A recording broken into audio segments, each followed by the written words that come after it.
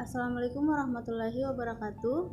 Marilah kita panjatkan puji syukur kita ke hadirat Allah Subhanahu wa Ta'ala yang telah memberi kita rahmat dan hidayahnya sehingga kita bisa melaksanakan diskusi online kita pada kali ini.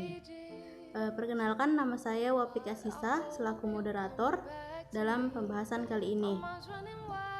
Adapun teman-teman kelompok saya yakni Rita Ariska, Nurul Hikmah, dan Misrani Ulfa. Adapun yang akan kita bahas di sini mengenai manajemen input output.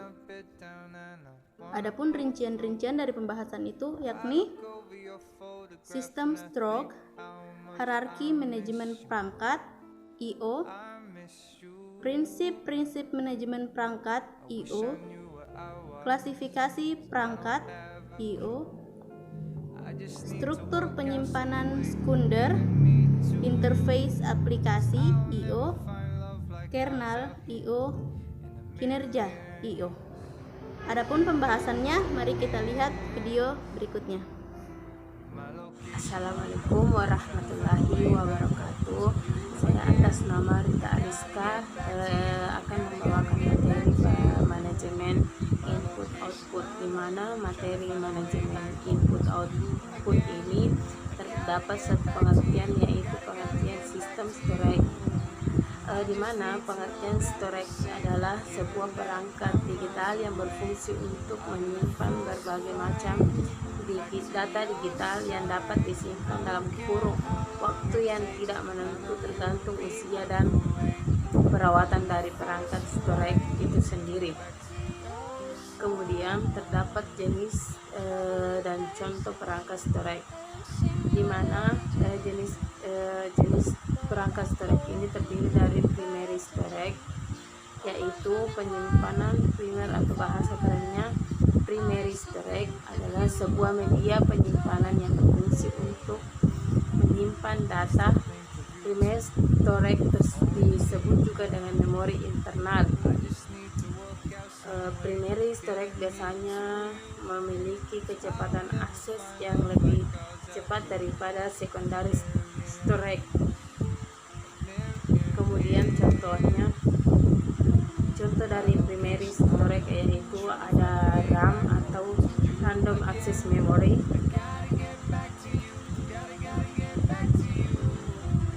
dan jenis yang kedua adalah secondary storage,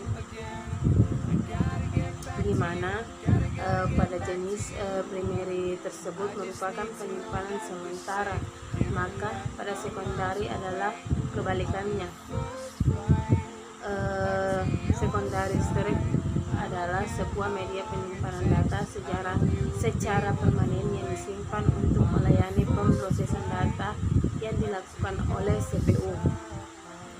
Adapun contohnya yaitu hard disk. Hard disk adalah perangkat yang penyimpanan yang secara khusus biasanya digunakan pada perangkat komputer untuk menyimpan data. Kedua, disket. Walaupun saat ini sudah jarang atau bahkan tidak digunakan lagi oleh pengguna komputer, namun disket juga termasuk dalam kategori perangkat secondary storage yang memiliki fungsi yang sama dengan hard disk. Dan ketiga, CD atau DVD, yaitu sebuah perangkat penyimpanan yang sudah tergolong lama, namun sampai saat ini banyak pengguna yang masih memanfaatkan untuk penyimpanan data tersebut. Baik, saya akan melanjutkan materi dari hierarki manajemen perangkat IO, di mana perangkat hierarki ini terdapat beberapa jenis perangkat, di antaranya yaitu satu, interrupt handler, di mana perangkat ini harus disembunyikan agar tidak terlihat rutin. Kedua, device driver, yaitu semua kode tergantung oleh perangkat yang ditempatkan oleh device driver. Yang ketiga, perangkat lunak device independen, yaitu bertujuan untuk membentuk fungsi-fungsi IO yang berlaku untuk semua perangkat. Dan keempat, perangkat lunak level pemakai, di mana pada sistem ini kebanyakan perangkat lunak IO terdapat pada sistem operasi.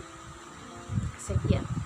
Kemudian akan dilanjutkan oleh teman saya yang sudah tergolong lama, namun sampai saat ini banyak pengguna yang masih memanfaatkan untuk penyimpanan data tersebut. Baik, saya akan melanjutkan materi dari hierarki manajemen perangkat IO, di mana perangkat hierarki ini terdapat beberapa jenis perangkat, di antaranya yaitu satu, interrupt handler, di mana perangkat ini harus disembunyikan agar tidak terlihat rutin. Kedua, device driver, yaitu semua kode tergantung oleh perangkat yang ditempatkan oleh device driver.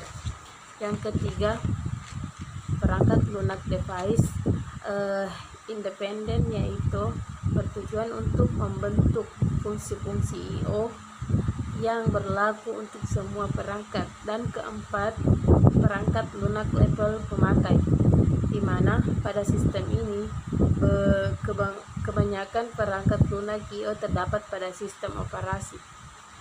Sekian. Assalamualaikum warahmatullahi wabarakatuh. Perkenalkan, nama saya Misrani Ulfa Matuljana dari Departemen Sistem Informasi. Baik, pada video ini saya akan membahas materi mengenai manajemen perangkat input-output, dan saya akan membahas beberapa poin. Dan materi pertama yang akan saya bahas yaitu mengenai prinsip-prinsip manajemen perangkat input-output. Dalam prinsip-prinsip manajemen perangkat input-output ini dapat dikelompokkan menjadi dua bagian. Yang pertama yaitu efisiensi. Efisiensi ini merupakan perangkat penting dalam sistem operasi komputer karena sering terjadi bottleneck pada sistem komputer. Yang kedua yaitu generalitas. Generalitas ini merupakan manajemen perangkat input-output yang berkaitan dengan simplisitas dan bebas kesalahan, serta dapat menangani perangkat yang seragam baik secara proses maupun secara pengelolaan sistem operasi input-output. Selanjutnya kita masuk materi kedua, yaitu masalah-masalah yang biasa terjadi dalam perangkat input-output. Seperti pada di samping ini itu terdapat beberapa masalah. Yang pertama yaitu penamaan yang sama, yang kedua yaitu penanganan kesalahan, yang ketiga yaitu transfer sinkron dan asinkron, dan yang keempat yaitu dedicate dan serial. Dan selanjutnya kita masuk materi ketiga, yaitu klasifikasi perangkat input-output. Dalam klasifikasi perangkat input-output ini dapat dikelompokkan menjadi dua bagian, seperti pada di samping, yaitu berdasarkan aliran data. Berdasarkan aliran data ini dapat dikelompokkan lagi menjadi dua bagian. Yang pertama yaitu perangkat berorientasi blok, yaitu menyimpan, menerima, dan mengirimkan informasi dengan ukuran tetap, yaitu 128 sampai 1024 bit dan memiliki alamat sendiri. Yang kedua yaitu perangkat berorientasi aliran karakter, yaitu menyimpan dan mengirimkan aliran karakter dan tanpa membentuk karakter blok. Dan selanjutnya yaitu berdasarkan sasaran komunikasi. Dapat kita lihat di samping ini itu terdapat tiga bagian. Yang pertama yaitu perangkat yang dapat terlihat oleh manusia, yang kedua yaitu perangkat yang dapat terlihat oleh mesin, dan yang ketiga itu perangkat komunikasi. Baik, selanjutnya kita masuk materi keempat, yaitu faktor-faktor yang membedakan antar perangkat. Seperti yang kita lihat di samping ini itu terdapat beberapa perangkat. Yang pertama yaitu aplikasi yang digunakan, yang kedua yaitu tingkat kerumitan dalam pengendalian, yang ketiga yaitu besarnya unit yang ditransfer, yang keempat yaitu besarnya transmisi data atau data rate, yang kelima yaitu representasi atau perwujudan data, dan yang keenam yaitu kondisi-kondisi kesalahan. Baiklah, sampai di sini yang bisa saya sampaikan mengenai materi manajemen perangkat input-output, mulai dari prinsip-prinsip manajemen perangkat input-output, masalah-masalah yang biasa terjadi dalam perangkat input-output, klasifikasi dari perangkat input-output, dan faktor-faktor yang membedakan antar perangkat. Dan saya akhiri dengan ucapan wabillahi taufiq wal hidayah. Wassalamualaikum warahmatullahi wabarakatuh.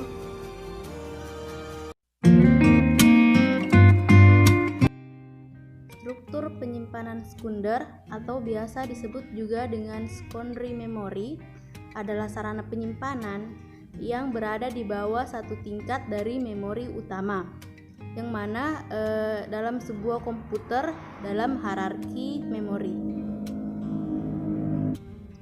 Adapun sarana penyimpanan sekunder secara umum yakni non volatile, yang artiannya tahan lama, di mana di sini dimaksudkan bahwa walaupun komputer tersebut dimatikan, akan tetapi data-data yang ada di dalam situ tidak akan menghilang.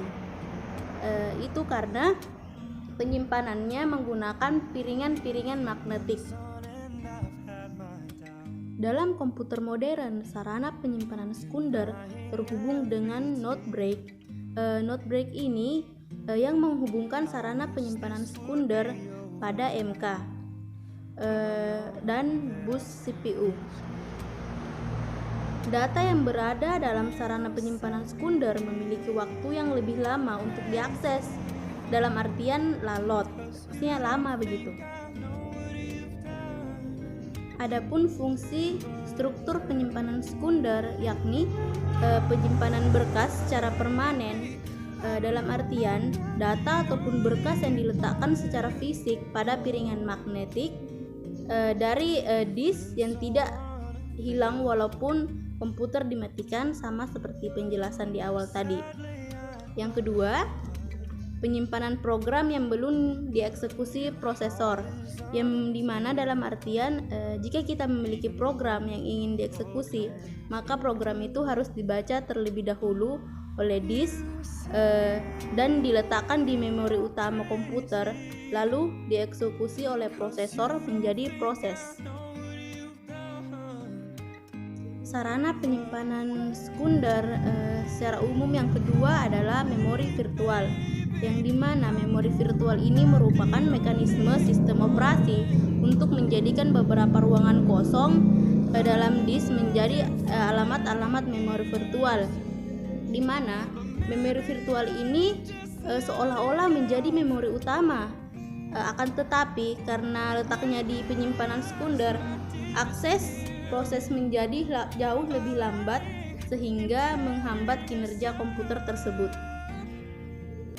Adapun tujuannya untuk keamanan, efisiensi, dan optimalisasi penggunaan sarana penyimpanan sekunder.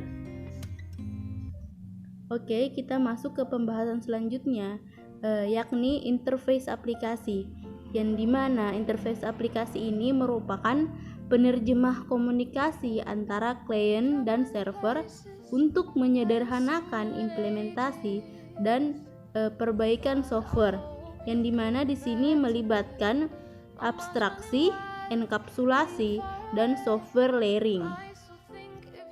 Oke, abstraksi yang dimaksud di sini yakni untuk dilakukan dengan membagi-bagi detail peralatan ke dalam kelas-kelas yang lebih umum. Di sini bertujuan untuk memudahkan kita untuk membuat fungsi-fungsi standar interface untuk mengaksesnya. Lalu kemudian adanya division driver pada masing-masing peralatan I/O berfungsi untuk mengenkapsulasi perbedaan-perbedaan yang ada dalam masing-masing anggota kelas-kelas umum tadi. Dan division driver mengenkapsulasi tiap-tiap peralatan I/O ke dalam masing-masing satu kelas umum tadi.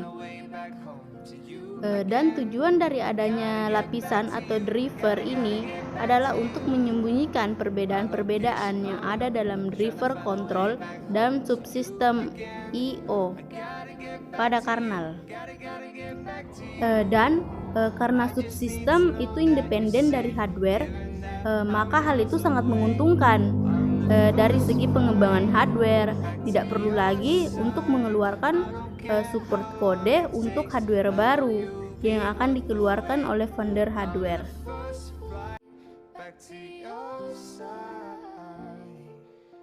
Assalamualaikum warahmatullahi wabarakatuh. Perkenalkan, nama saya Nurul Hikmah.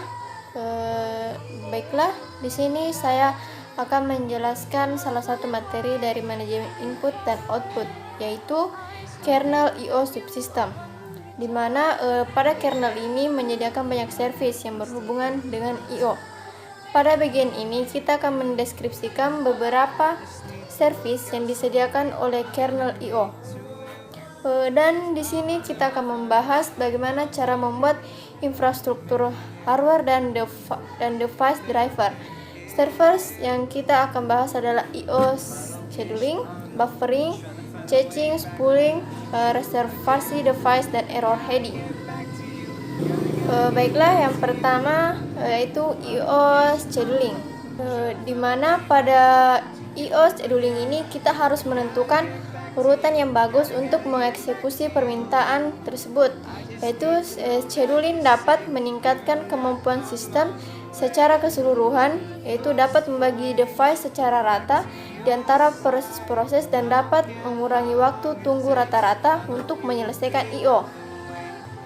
Contoh sederhana untuk menggambarkan definisi di atas yaitu jika sebuah ARM disk terletak di dekat permulaan disk dan ada tiga aplikasi yang memblokir panggilan untuk membaca untuk disk tersebut. Aplikasi 1 meminta sebuah blok dekat akhir disk. Aplikasi 2 meminta blok yang dekat dengan awal, dan aplikasi 3 meminta bagian tengah dari disk. Sistem operasi dapat mengurangi jarak yang harus ditempuh oleh ARM disk dengan melayani aplikasi tersebut dengan urutan 2-2-3-1. Pengaturan urutan pekerjaan kembali dengan cara ini merupakan inti dari I/O scheduling. Sistem operasi mengembangkan implementasi scheduling dengan menetapkan antrian permintaan untuk tiap device, yakni ketika sebuah aplikasi meminta sebuah blocking system sebuah blocking system I/O, permintaan tersebut dimasukkan ke dalam antrian untuk device tersebut. Di mana scheduling I/O yaitu mengatur urutan antrian untuk meningkatkan efisiensi dari sistem dan waktu respon rata-rata yang harus dialami oleh aplikasi.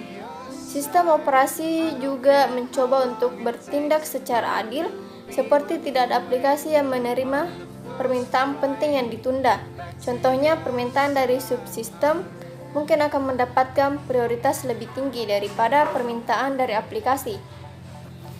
Baiklah, yang kedua yakni buffering.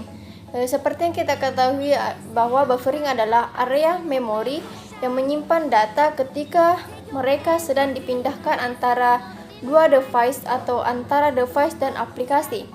Buffering dilakukan untuk 3 buah alasan, yakni alasan pertama untuk mengcopy dengan kesalahan yang terjadi karena perbedaan kecepatan antara produsen dan konsumen dari sebuah sistem data.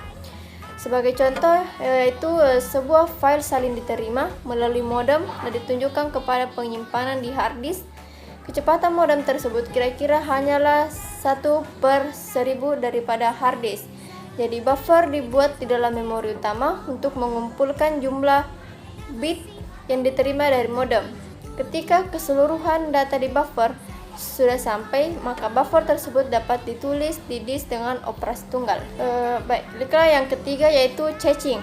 Sebuah cache adalah daerah memori yang cepat yang berisikan data kopian atau akses ke sebuah kopian yang dicache efisien daripada akses ke data asli. Sebagai contoh, instruksi-instruksi dari proses yang sedang dijalankan disimpan ke dalam disk dan tercatat di dalam memori fisikal dan kemudian dikopi lagi ke dalam cache secondary and primary dari CPU. Perbedaan antara sebuah buffer dan cache adalah yakni buffer dapat menyimpan satu-satunya informasi data, sedangkan sebuah cache definisi itu menyimpan sebuah data dari sebuah tempat untuk dapat diakses lebih cepat. Yang keempat yaitu spooling and reservasi device, di mana spooling yaitu sebuah buffer yang menyimpan output untuk sebuah device, seperti printer yang tidak dapat menerima interleave data streams. Walaupun printer hanya dapat melayani satu pekerjaan pada waktu yang sama, akan tetapi beberapa aplikasi dapat meminta printer untuk mencetak tanpa harus mendapatkan hasil output mereka tercetak secara bercampur. Yang kelima, error handling, yaitu sebuah sistem operasi yang menggunakan protected memory, yaitu dapat menjaga banyak kemungkinan error akibat hardware maupun aplikasi device. Dan transfer I/O dapat gagal dalam banyak cara, bisa karena alasan transients seperti overload pada network, maupun akan permanen yang seperti kerusakan yang terjadi pada disk controller. Selanjutnya yaitu kinerja I/O. Pertama, pengaruh I/O pada kinerja. Yakni I/O sangat berpengaruh pada kinerja sebuah sistem komputer. Hal ini dikarenakan I/O sangat menyita CPU dalam pengeksekusian device driver dan penjadwalan proses. Demikian sehingga alih konteks yang dihasilkan membebani CPU dan cacat perangkat keras.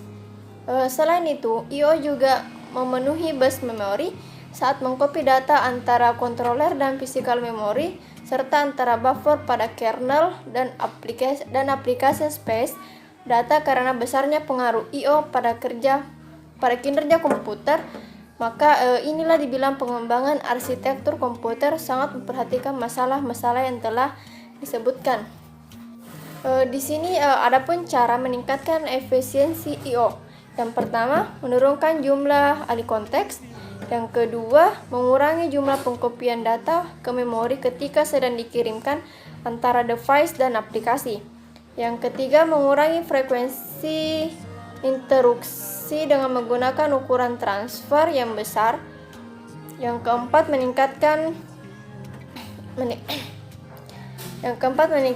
concurrency dengan controller atau channel yang mendukung DMA. Yang kelima, memindahkan kegiatan processing ke perangkat keras sehingga operasi kepada device controller dapat juga berlangsung bersamaan dengan CPU. 6. Menyeimbangkan antara kinerja CPU, memori subsystem, bus, dan I/O. Adapun implementasi fungsi I/O, yaitu pada dasarnya kita mengimplementasikan algoritma I/O pada level aplikasi. Hal ini dikarenakan kode aplikasi sangat fleksibel dan bugs aplikasi tidak mudah menyebabkan sebuah sistem crash lebih lanjut dengan mengembangkan kode pada level aplikasi. Di sini kita menghindari kebutuhan untuk reboot atau rebat device driver setiap kali kita mengubah kode. Implementasi pada level aplikasi juga bisa sangat tidak efisien, tetapi karena overload dari alih konteks dan karena aplikasi tidak bisa mengambil keuntungan dari struktur data kernel internal dan fungsionalitas dari kernel, misalnya efisiensi dari kernel messaging, threading, dan looking. Dari I/O. Oke, itu saja materi yang sempat kami paparkan. Lebih dan kurangnya mohon dimaafkan. Wallahul muwaffiq ila aqwamit thoriq. Wassalamualaikum warahmatullahi wabarakatuh. Terima kasih.